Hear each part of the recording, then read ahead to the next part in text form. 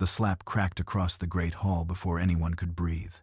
Elara Voss staggered sideways, one palm catching the edge of the council table while blood brightened the corner of her mouth. Silence swallowed 300 wolves. Alpha King Adrian Thorne stood before her, chest heaving, gold flashing through his eyes. Behind him, Sienna Marlowe clutched her stomach and trembled beneath a gown stained with ceremonial blood. On the polished table lay the open-pack ledger, its pages streaked red. "You will never touch her again," Adrian snarled. Elara slowly straightened, cheek burning. Her voice came cold. "I didn't." 10 minutes earlier, Elara had placed that same ledger beneath the royal lamps and shown the council 3 grain convoys diverted from starving border villages. Each order carried Adrian's seal, yet the crescent line beneath the crown curved the wrong way. Only someone inside the council offices could have forged it. Sienna sat in the Luna's chair, fingers resting over Elara's granary keys. "Stand up," Elara had said. Sienna smiled faintly, tipped the ritual pitcher across her own dress, then threw herself against the table. By the time Adrian entered, she was weeping. "She attacked me," Sienna whispered. "Jealous." Elara held Adrian's gaze and pushed the ledger toward him. "Check the seal. Call healer Rowan. Test her claim before you disgrace this crown." Sienna let out a frightened gasp. "I'm carrying your heir." The hall stirred. Adrian's face hardened, not with certainty but with panic. The council had demanded an heir for months, and every elder was watching him. "Enough," he said. Elara reached for the granary keys. Sienna clung to them. Their hands touched. Adrian mistook resistance for cruelty. His palm struck before reason caught up. Now Elara tasted blood and understood. He had chosen fear publicly. "Apologize," Adrian ordered, the Alpha command vibrating through stone and bone. Several wolves bowed without meaning to. Elara did not. Pain speared beneath her right collarbone, where his mate Mark burned like hot iron. Adrian saw the bruise rising on her left cheek. Horror flickered across his face, then pride smothered it. Sienna pressed closer to his arm. Elara removed the moonstone ring from her finger. Its blue center had turned the color of ash. "You wanted silence," she said, placing it atop the blood-stained ledger. "Keep the hall. Keep the lyre. You will not keep me." No one moved. Adrian stepped forward. "You are my mate. You remembered that after your hand did." Her answer landed harder than any shout. She turned to the witnesses, including elders who would later swear they had seen everything. "Under sacred protection law, I claim immediate departure and moon court review." Lord Malrek rose too quickly. "That statute is obsolete." Elara noticed the fear beneath his contempt. "Then you should not be afraid of a trial." Adrian ordered the gates sealed. He expected tears, bargaining, perhaps one night of distance. Elara expected nothing from him now. She lifted the ledger and walked out. She did not return to their chambers. Instead, she crossed the dark service corridor beneath the kitchens, blood drying at her lip, mate Mark pulsing with every step. Years earlier, she had redesigned the granary tunnels so food could move during sieges. Adrian had praised the plan, then forgotten who created it. Elara found the iron hatch behind stacked flour barrels and opened it with the second granary key Sienna had never known existed. Above, boots thundered and guards shouted her name. She entered the tunnel, carrying only the ledger, a knife, and the dignity he had failed to break. Rain hammered the forest by the time Elara reached Roaring Fork. The bond tightened viciously, dragging her to one knee beside the black water. Behind her, silver crown horns sounded. Ahead, Obsidian Ridge rose beyond the river, enemy territory ruled by Cassian Vale. She crossed on slick stones, nearly falling when Adrian's command echoed faintly through the bond. "Come back." Elara pressed her bleeding palm to the ancient border stone. "I seek sanctuary under moon and blood," she said.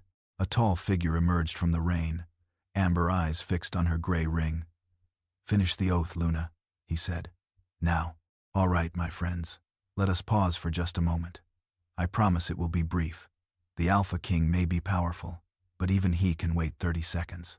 Our channel is still very new, and many of the wonderful people listening have not subscribed yet. Perhaps the button is hiding from you. Perhaps you are busy, or perhaps we still have more work to do before we truly earn your support. That is completely fair. But if you enjoy gentle heroines, grumpy wolves, unexpected love, and kings who clearly need someone kind to straighten out their lives, please consider subscribing and leaving a like. You can also say hello in the comments. We read your words with genuine gratitude. Now, back to our very patient Alpha King. I surrender my weapons to sanctuary law, but not my name, my evidence, or my will. Elara forced the final words through chattering teeth. The border stone warmed beneath her bleeding palm. Silver light raced through its ancient cracks, climbed her wrist, and sealed the oath with a sharp pulse. Cassian Vale watched from beneath a rain-darkened hood, his expression unreadable. Behind Elara, hunting horns answered across the river. Adrian's patrol had reached the opposite bank. "Step behind the stone," Cassian ordered. Elara stayed upright through stubbornness alone. "Will you honor the law?" "Even against a king," he replied. A captain in silver crown armor stepped onto the first stone, rain streaming from his helmet. "By order of Alpha King Adrian, return the Luna." Cassian did not raise his voice. He removed one glove and pressed his obsidian signet against the boundary marker. A dark flare spread over the river, making every wolf on the opposite bank recoil. "She invoked sanctuary before witnesses," he said. "Cross, and your king declares war." The captain looked at Elara's bruised face, then at the ledger locked beneath her arm. Shame flickered through him. He lowered his sword. Cassian noticed. Elara noticed more. The bond struck as soon as the patrol retreated. Fire tore beneath Elara's right collarbone, then plunged through her ribs with such force that her knees buckled. Cassian caught her elbow, but she ripped free on instinct. "Do not claim me." His jaw hardened, not with offense, but understanding. "I am keeping you from breaking your skull." Another spasm bent her forward. Across the river, Adrian felt the same wound open and gripped a tree until bark split under his fingers. Elara heard his voice through the damaged tether. "Come back." She bit through her lip. "No." Darkness took her. She woke briefly inside a covered wagon, wrapped in a rough wool blanket that smelled of cedar and smoke. Rain hammered the canvas. Cassian sat opposite her. One hand braced against the wall as the wheels climbed the mountain road. The blood-stained ledger rested beside him, untouched. "Why were you at the border?" she asked. "A grain wagon burned there last night." He turned a blackened silver coin between his fingers. "Your council's mark was buried beneath the driver's body." Elara fought another wave of nausea. "That seal is false." "I know." Cassian's amber gaze sharpened. "Prove who made it." At Silver Crown, Adrian entered their chambers expecting anger, smashed glass, anything that proved Elara still belonged to the life they had built. Nothing was disturbed. Her gowns remained aligned by color. Her books still marked the bedside table. Only her border maps and the iron key beneath her pillow were gone. The emptiness frightened him more than destruction. Sienna appeared in the doorway wearing a clean dress and carrying the gray ceremonial ring. "The council says we should announce the Luna rite tomorrow." Adrian stared at Elara's pillow. "Tomorrow?" Sienna's fingers tightened. "The pact needs certainty." So did he. A guard arrived before Adrian answered. Mud covered his boots. Fear covered everything else. "Your Majesty." The patrol found her trail. Adrian's wolf surged so violently that the windows rattled. "Bring her back." The guard swallowed. "We cannot." She crossed Roaring Fork and completed the sanctuary oath. Sienna went pale. Adrian moved closer, each step carrying a command the man could withstand. "Who witnessed it?" "Alpha Cassian Vale." The mate bond twisted, sending an image into Adrian's mind. Elara collapsing, an Alpha reaching for her. His claws cut his palms. He touched her. The guard lowered his eyes. He protected her. By dawn, Cassian stood in Obsidian Ridge's war room. Elara slept under guard nearby, her fever climbing despite Rowan's herbs. He unwrapped the oilskin she had protected through rain, blood, and freezing water. The ledger opened to columns written in a precise hand. Cassian knew those calculations. 3 winters earlier, proposals signed only E.V. had saved 2 villages from starvation, though Adrian had taken the praise. Rowan entered quietly. She may not survive another command. Cassian turned a page, fury settling cold inside him. His finger stopped beneath the initials. "I have searched for this writer for 3 years. Elara woke beneath a cedar-beamed ceiling, every nerve burning as though silver wire had been threaded through her bones. Rain whispered against the healer house windows. Rowan Hale sat beside the bed, grinding dark leaves in a stone bowl, while Cassian stood near the door, silent and watchful. When Rowan lifted a cup toward her, Elara smelled poppy root beneath the bitter herbs. No sedative. Her voice scraped raw. I need my mind clear. Rowan studied the bruise on her left cheek, then the inflamed mate mark below her right collarbone. Clarity will hurt. It already does, she answered. Rowan set the cup aside and pressed 2 fingers near the mark. Heat pulsed beneath Elara's skin. Her wolf recoiled, searching for Adrian across the damaged bond, while Elara forced herself to remain still. Then Rowan turned her wrist toward the lamplight. Beneath the veins lay a pale crescent crossed by 3 fine lines, faint enough to resemble an old scar. His expression changed. Where did you get this? Elara pulled her hand back. I was born with it. Rowan reached beneath his shirt and closed his fist around a moonstone pendant. Your mother never told you? Cassian's gaze sharpened. The ledger first, Elara said, ending the question before either man could press. Cassian respected the refusal, though impatience tightened his mouth. He led her, slowly, into the adjoining war room where maps covered one wall and burned convoy markers covered another.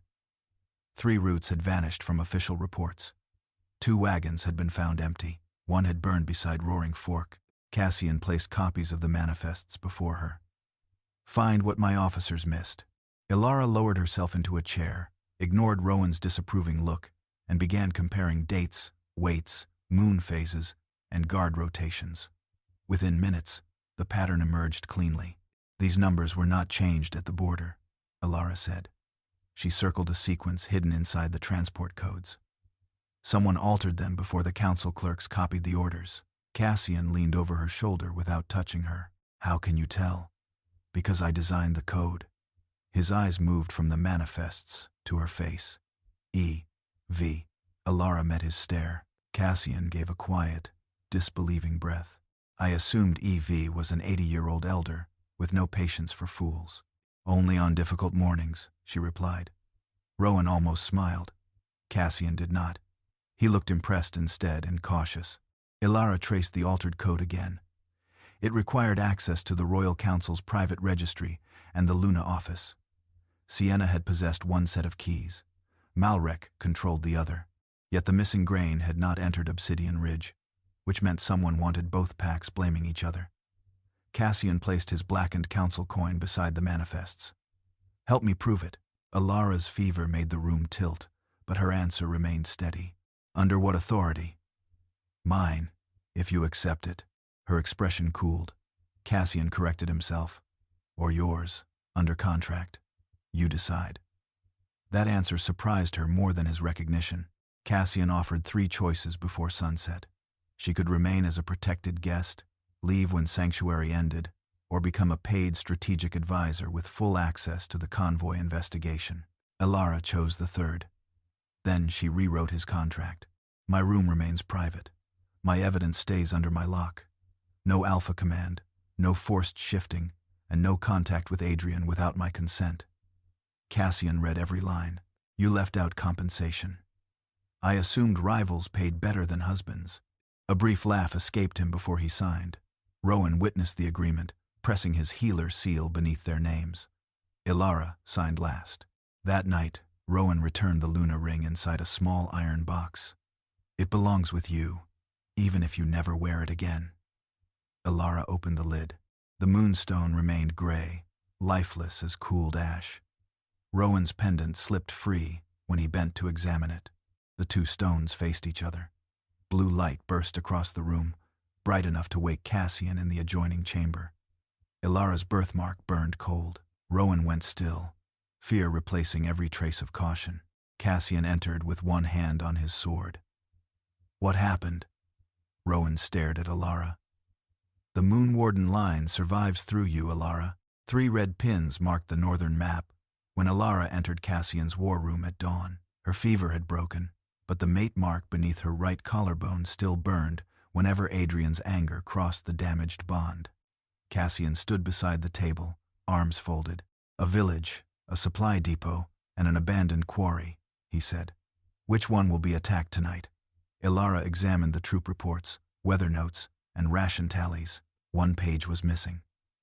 You removed the warehouse inventory. Cassian's expression did not change.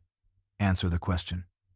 Return the information, she said, or enjoy guessing. Cassian slid the hidden page across the table. He had expected irritation, perhaps wounded pride. Instead, Elara studied the grain weights and found the trap within seconds. The northern village would appear safest to any commander watching the roads. That made it the target. The attackers will use the quarry tunnel, she said. Your depot is bait. The village is leverage. Cassian pointed toward the ridge. My scouts found no tracks. Because they searched for wolves. Elara tapped the cattle route. Mercenaries will arrive beneath livestock hides. Rowan watched Cassian realize she was right. Prepare quietly. By sunset, Elara rode with Cassian's defense unit toward Pinefall village. She carried no royal insignia, only a leathered satchel containing bandages, lamp oil, and the copied manifests. Cassian had ordered her to remain behind the second line. She ignored him after discovering his soldiers had blocked the drainage tunnel with winter stores. Move the crates, she told Captain Bren. He glanced at Cassian. Elara's patience thinned. By the time your Alpha approves oxygen, we may all have stopped breathing. Cassian heard the dry remark and nodded. Do what she says.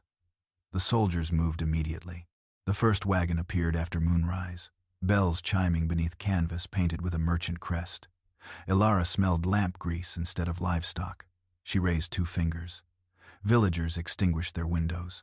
Cassian's archers vanished into the roofs. When the wagon reached the square, armed men tore through the canvas and rushed the empty granary. Elara pulled a cord. Cattle bells erupted from 3 alleys, followed by lanterns rolling downhill on ropes. The mercenaries turned toward false movement. Cassian struck from behind, his wolf moving like a shadow through rain, while Pinefall's defenders sealed every road leading out of the village. A second squad burst from the drainage tunnel, exactly where Elara predicted. One mercenary aimed a crossbow at a child frozen beside the well. Cassian lunged, knocking the boy down as the bolt sliced across his ribs. Elara saw blood darken his coat. Fear tightened her stomach, but training overruled it. She threw lamp oil across the stones and kicked a lantern into the spill. Fire rose between the attackers and the villagers. Tunnel mouth! Now! She shouted. Bren collapsed the loose supports. Dirt and timber trapped the remaining men without burying them alive.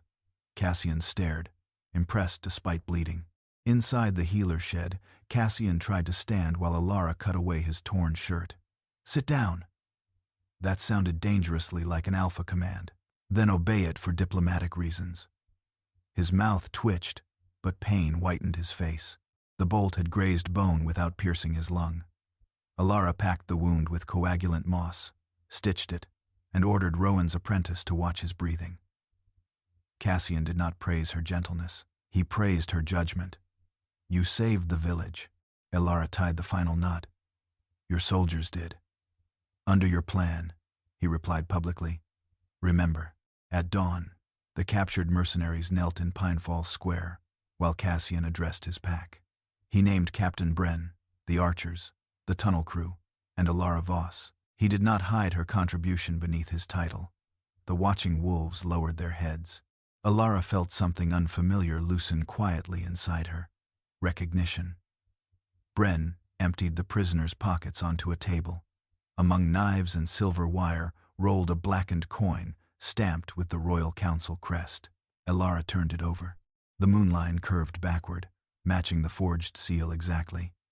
Cassian looked toward Silver Crown. Someone inside Adrian's council directly ordered this attack. By morning, the Luna's chair stood empty beneath the carved silver wolves of the council chamber. Adrian sat at the head of the table, with reports Elara once sorted before sunrise. 2 healer houses lacked fever root. 3 border packs had delayed tribute. The northern granary showed a loss no clerk could explain. Sienna turned pages with jeweled fingers, pretending confusion was patience. Adrian watched numbers blur and hated her absence. Elara had built a distribution system that balanced weather, medicine, and troop movement without wasting a sack of grain. Sienna replaced it with handwritten orders, then blamed frightened clerks when carts arrived late. Adrian tried solving the crisis with Alpha Command. His voice shook the chamber, forcing every official to bow, but fear did not create missing medicine. One clerk fainted, another misread routes. 2 villages received salt, not antibiotics. At midday, representatives from Frost Hollow and Red Pine entered without kneeling. Their packs would withhold tribute until Elara verified the accounts. Adrian's wolf surged at the insult, yet he knew arresting them would start rebellion. "They are exploiting weakness," Sienna whispered. Adrian looked toward the vacant Luna's chair and remembered Elara correcting shortages before anyone noticed them. For the first time, it looked like an accusation against him alone. The ceremony began at moonrise, despite everything. Malrek filled the great hall with witnesses before Adrian could reconsider. Sienna wore white and held a ring modeled after Elara's moonstone. When she approached the Luna altar, the stone remained dark. Malrek ordered the priest to continue. Sienna slid the ring onto her finger. Fire flashed across the metal. She screamed and tore it off, leaving a black burn circling her skin. Gasps rolled through the hall. Sienna clutched her hand and cried that Elara had cursed the altar. Adrian almost defended her, then noticed the ring had not rejected Sienna. It had reacted as though she were an intruder. "Where is the ring?" he asked. Malrek answered quickly. "With the traitor." The word struck Adrian wrong. Elara had left with evidence, not jewels. She had protected the ledger through a storm. Later, alone in his study, Adrian opened Elara's emergency manuals. Every crisis unfolding across Silver Crown had a solution in her hand. He found notes warning against replacing clerks, instructions for medicine shortages, and contingency routes around flooded roads. Sienna had dismissed them as cautious. Adrian pressed his thumb against the page where Elara had written, "A frightened pack obeys today and abandons you tomorrow." Outside, angry voices gathered below. News arrived from Obsidian Ridge before midnight. Pinefall had survived a coordinated mercenary assault. Cassian's report named Elara as the strategist who predicted the quarry route, saved the village, and exposed a counterfeit council coin. Adrian read her name twice. Through the mate bond came a painful impression. Elara's hands against Cassian's ribs, stitching a wound, while Cassian trusted her to remain still. Jealousy hit Adrian before shame stopped it. The desk shattered beneath his fist. Ink splashed the walls. Guards rushed in, then froze under his aura. Adrian hated Cassian for touching her, hated Elara for accepting help, and hated himself because none of that anger changed the truth. He had driven her there. Sienna appeared at the doorway, her burned hand wrapped in silk. "Bring her back," she urged, "before she poisons the packs against us." Adrian turned. An elder waited behind her, clutching a brittle volume from the sealed archive. Elder Tomas had served Adrian's father and feared Malrek more than death, yet the failed ceremony had broken his silence. He placed the book on the ruined desk. "Your Majesty, the altar did not reject Sienna because of a curse." Adrian opened the page. The title read, "Sacred Offices and Crown Forfeit." Sienna's perfume sharpened with fear. Adrian read the statute once, then again. An alpha who harmed his Luna, denied investigation, or attempted replacement without moon court judgment could lose royal authority. Beneath the law lay a provision scraped from the parchment. A surviving moon warden could summon the trial of 3 moons and demand the royal seal. Beside the words, a drawing showed a crescent crossed by 3 lines. Adrian recognized the mark on Elara's wrist. Rowan waited until the healer house doors were barred before placing the moonstone pendant beside Elara's glowing ring. Cassian remained near the hearth, his wounded ribs bound beneath a clean shirt. Elara stood at the table, pale but steady. "Tell me everything," she said. Rowan looked older than he had that morning. "Your mother was Elara Voss, the last recorded daughter of the Moon Warden line, and she was hunted." The pendant opened beneath Rowan's thumb, revealing a thin strip of parchment folded inside. Upon it, a crescent crossed by 3 lines matched the birthmark on Elara's wrist. Rowan explained that Moon Wardens had once judged Alpha Kings who broke law. The council erased their authority, then hunted their heirs. Seraphine gave Rowan the pendant before her death and made him swear to hide Elara until the crown revealed its cruelty. Elara did not touch the pendant. Anger moved through her more cleanly than grief. You decided ignorance would protect me. Rowan accepted the accusation without defense. Cassian stepped closer to the table. This gives you authority to summon the trial. Elara turned on him. You knew? Not the bloodline, he answered, but enough to suspect Rowan was hiding something. Her eyes hardened. You still planned around me, rather than asking. Cassian's jaw tightened. He had meant to protect her from knowledge that could attract assassins, but the explanation sounded too much like Adrian's logic. You're right, he said. I chose caution over your consent. He removed the obsidian signet and placed it beside the evidence. The investigation, witnesses, and mercenaries are yours to command. I will support your decision, including one that excludes me. Elara watched him, searching for resistance. There was none. Cassian stepped back, giving her the space he had failed to offer before. Rowan lowered his gaze. I also failed you. Elara picked up the pendant. It felt cold, not powerful. Blood may open a courtroom, she said, but it will not win one. Evidence will. She spread the maps across the table and ordered every seal, route, witness statement, and discrepancy copied under guard before sunrise. By midnight, the pattern formed. Grain had been diverted toward abandoned mines controlled by council contractors. Medicine shipments vanished only from villages expected to demand military protection. The burned wagons carried obsidian insignia planted after death. Malrek intended to starve Silver Crown, frame Cassian, and force Adrian into war. Once both alphas bled their armies dry, the council could invoke emergency succession and crown Malrek's nephew as a manageable king. A missing legal page completed the design. Rowan found its impression beneath a sheet by rubbing charcoal over the parchment. Crown forfeit did not awaken because Elara carried blood. It awakened because Adrian had struck his Luna before witnesses, denied her investigation, used Alpha Command to silence her, and tried replacing her without judgment. Her bloodline gave her standing to call the court.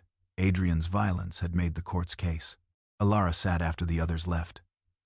The moonstone ring glowed beside the counterfeit coin, but she felt no triumph. Silver Crown held children who would freeze if the granaries failed, and healers who would run out of medicine before war began. Leaving Adrian had saved her dignity. Staying silent would protect her peace at their expense. She hated that duty knew her name. She hated that conscience answered before fear. At dawn, Cassian returned without his signet. He did not ask for forgiveness. He waited in silence. Elara handed him an evidence packet.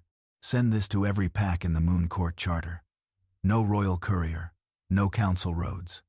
Cassian accepted it with both hands. And you? She pressed her marked wrist against the Moon Warden's seal. Silver light spread across the summons. I am calling the trial of 3 moons. Before the light faded, a hawk struck the window carrying a tube marked with Silver Crown's healer seal. Rowan opened it and withdrew Sienna's medical file. He compared the testing date and physician's signature. His face drained. This sample cannot be hers. Elara looked closer. The examination was recorded 12 days before Sienna entered Adrian's court. Rowan lifted his eyes. The heir was invented before she met the supposed father. Rowan spread Sienna's medical file beneath 3 lamps, while Elara, Cassian, and 2 neutral healers watched. The examination date preceded Sienna's arrival at Silver Crown by 12 days. Worse, the blood sample carried traces of cedar tonic, used only in the Western maternity ward. Sienna had never visited it. Rowan compared the physician's signature with 6 authentic records and found identical pressure marks in every curve. Copied, he said. The royal seal was counterfeit too, its crescent bending backward. Elara felt no victory. A false heir could fracture 9 packs and bury innocent families beneath a succession war before winter. Cassian asked whether Adrian knew. Elara studied the altered numbers rather than answering quickly. Nothing proved he had joined the forgery. Everything proved he had chosen belief without verification. His ignorance does not make him innocent, she said. Rowan sealed the file inside a glass evidence case. Elara ordered copies sent to every charter healer because Malrek would destroy the original once he realized it had escaped. Cassian watched her turn personal pain into procedure. That discipline impressed him more than any bloodline. It also warned him never to mistake her calm for forgiveness or her restraint for surrender again. At Silver Crown, smoke rose from the Eastern medicine store before dawn.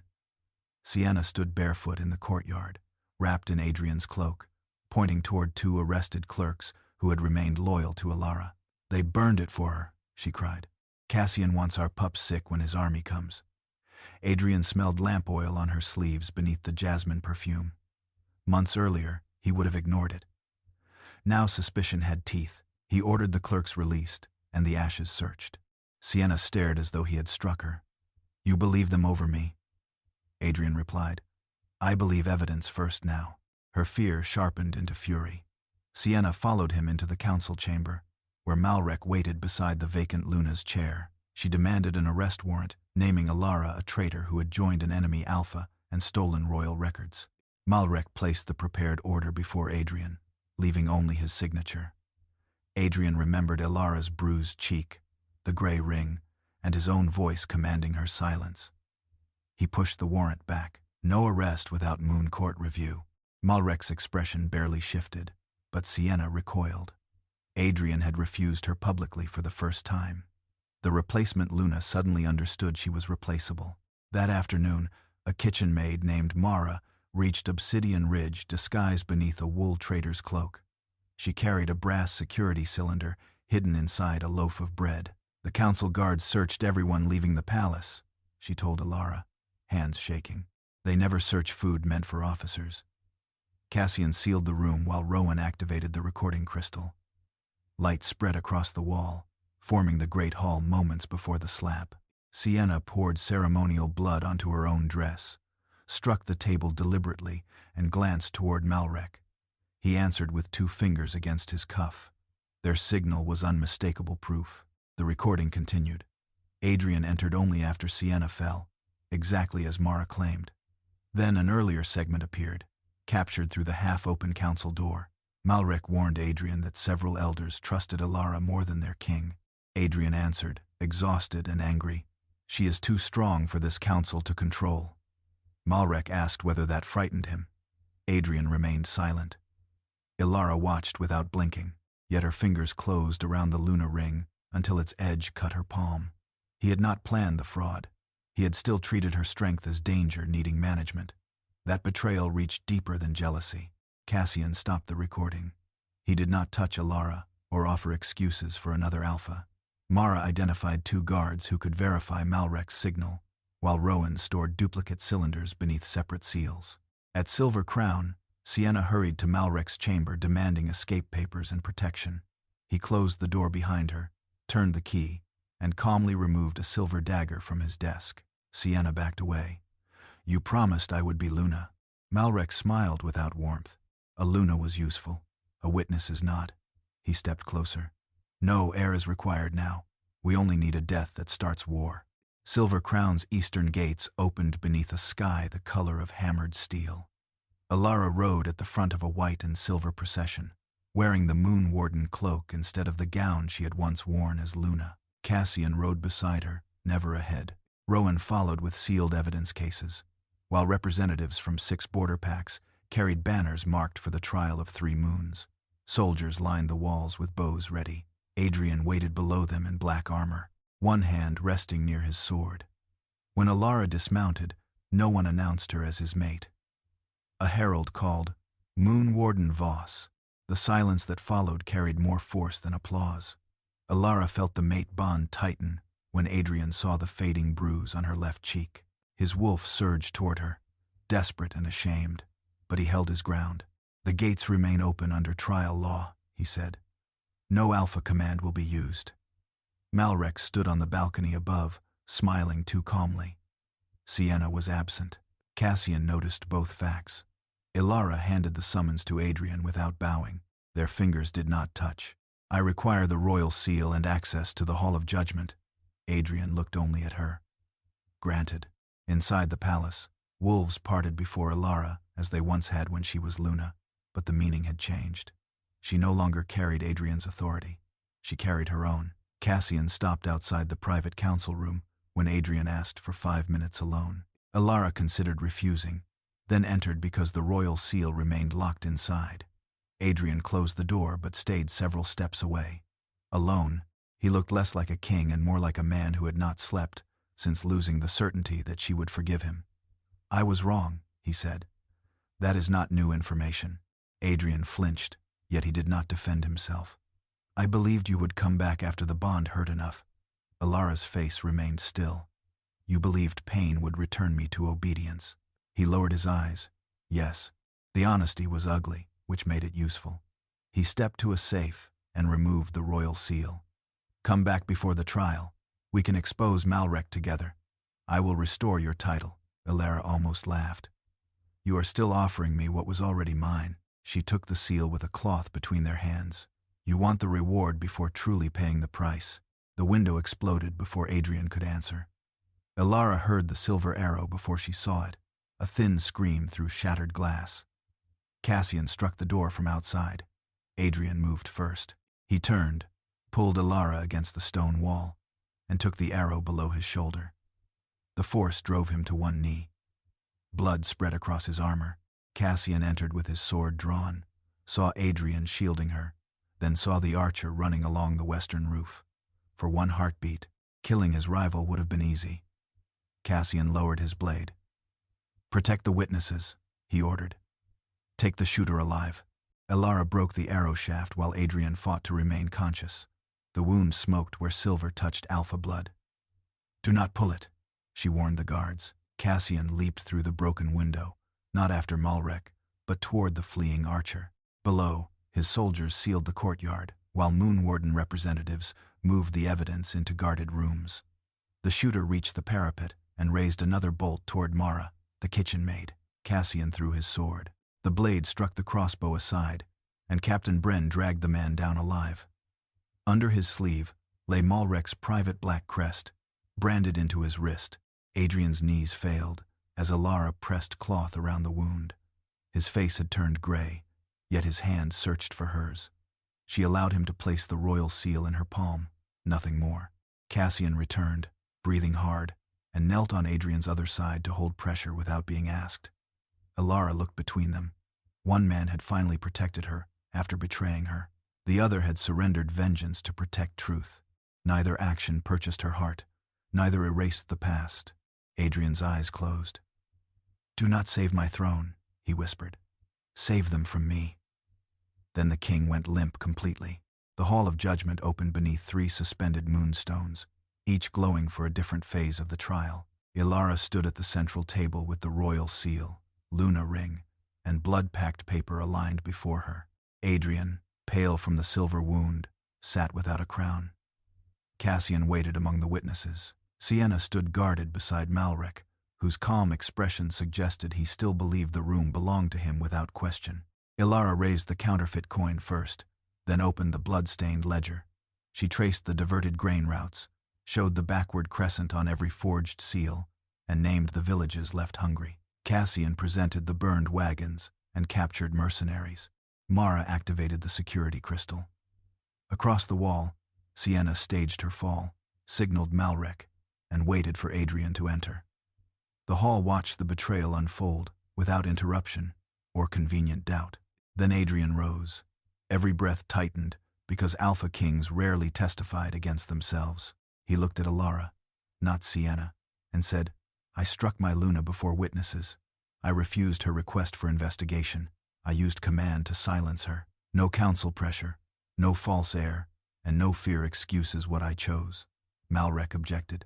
Adrian continued, "I broke the law before anyone forged the rest." Elara recorded every word carefully. The first moonstone blazed white. Moon of Truth, completed. Rowan carried Sienna's medical file beneath healer seals. He proved the sample belonged to another woman. The signature had been copied, and the examination date preceded Sienna's arrival. Sienna shook as the second moonstone turned red. She denied everything until Rowan revealed the cedar tonic marker from the Western maternity ward. Her denial collapsed beneath a fact she could not explain. Malrek called her confused. Sienna laughed once, a brittle sound stripped of softness. "He promised my father's name would be restored if I became Luna," she said. "He told me Elara destroyed our family." Malrek answered her with silence. Rowan produced prison records proving Malrek had framed Sienna's father years earlier. Sienna stared at him, horror replacing ambition. Yet Elara did not release her from blame. You knew, then continued. Sienna lowered her head and admitted altering the footage, destroying medicine, and helping Malrek plant council coins in Cassian's territory. She insisted she never knew he planned famine.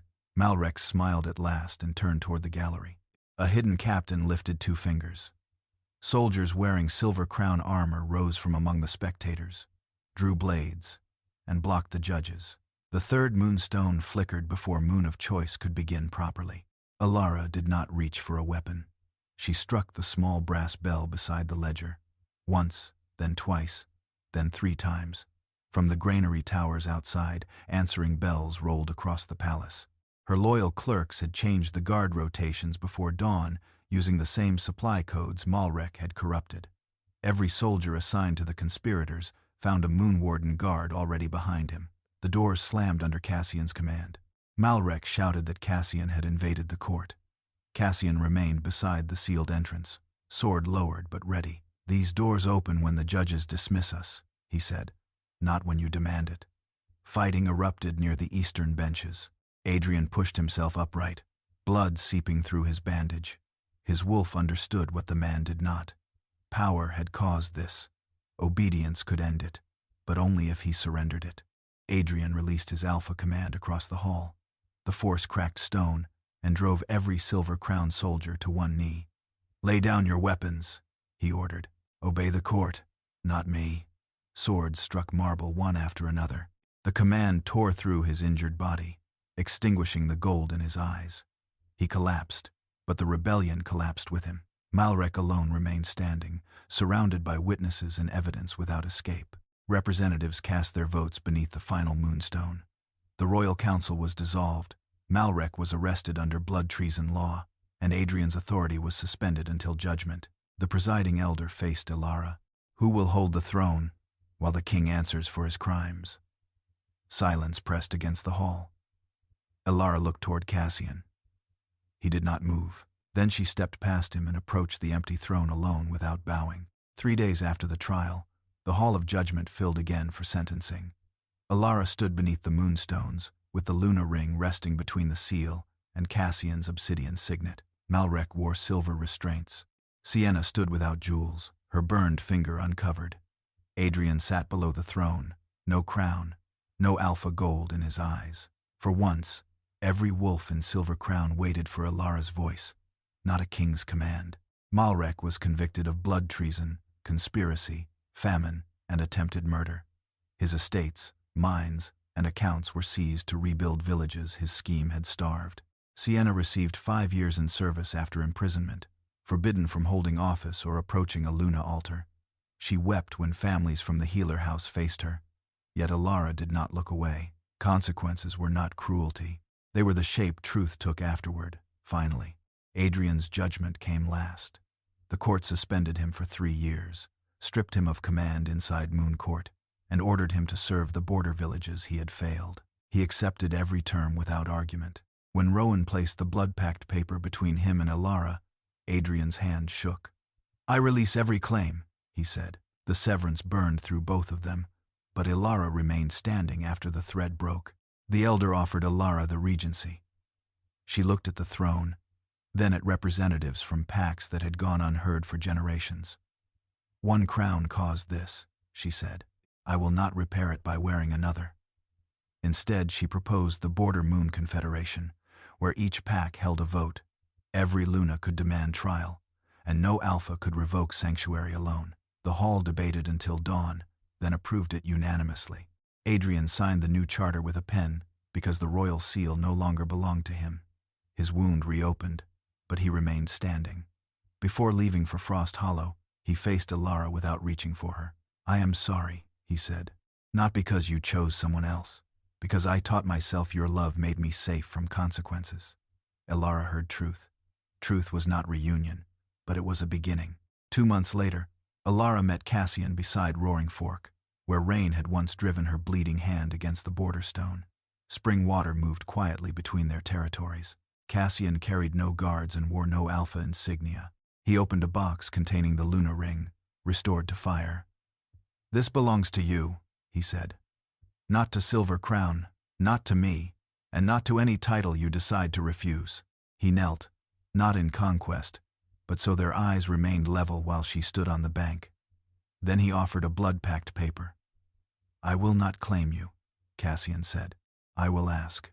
You may answer today, next year, or never. Elara studied him. You realize asking a lawyer to write her own mating terms is dangerous.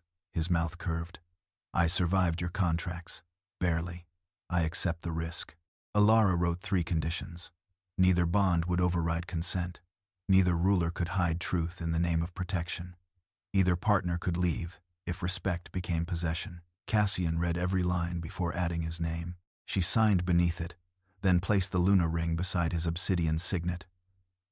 For a moment, the 2 symbols touched without covering each other. Cassian Vale, she said, offering her hand. I choose you freely. When Cassian accepted her hand, moonlight moved through the pact instead of fire. The bond arrived without chains, a warmth opening where Adrian's tether had left scars. It did not erase the slap, the river, or nights of fever. Elara did not want erasure. She wanted memory without captivity.